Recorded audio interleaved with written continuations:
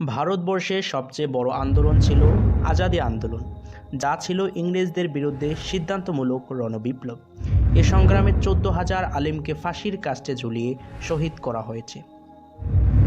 ইংরেজ ঐতিহাসিক টমসন তার স্মারকলিপিতে লিখেন, 1864 সাল থেকে 1867 সাল পর্যন্ত ওলামায়ে কেরামকে নিশ্চিন্ত করার ফয়সালা আটে ইংরেজরা।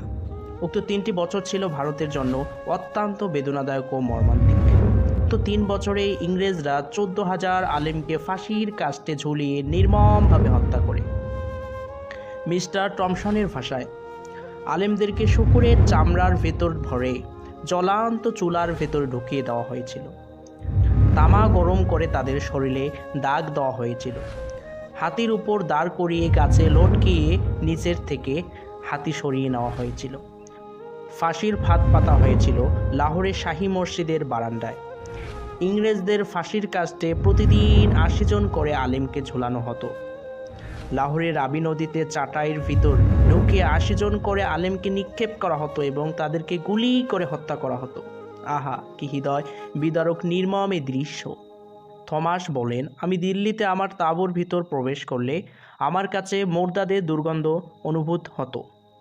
তাঁবুর পেছন দিকে গিয়ে দেখলাম সেখানে জ্বলান্ত অগ্নিতে উলঙ্গ করে 40 জন আলেমকে জ্বালানো হচ্ছে। নাউজুবিল্লাহ।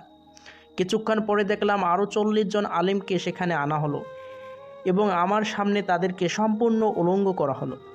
ইংরেজরা তাদেরকে সম্বোধন করে বলছিল, হে মৌলভীর দল, উক্ত 40 জন আলেমকে যেরূপ আগুনে জ্বালিয়ে পড়ে ছারকার করে দেওয়া হয়েছে, তোমাদেরকেও অনুরূপ জ্বালানো হবে। তোমাদের মধ্য হতে কোনো একজন যদি বলে যে আমরা আজাদী আন্দোলনে অংশগ্রহণ করিনি, তাহলে এক্ষুনি তোমাদেরকে ছেড়ে দিব।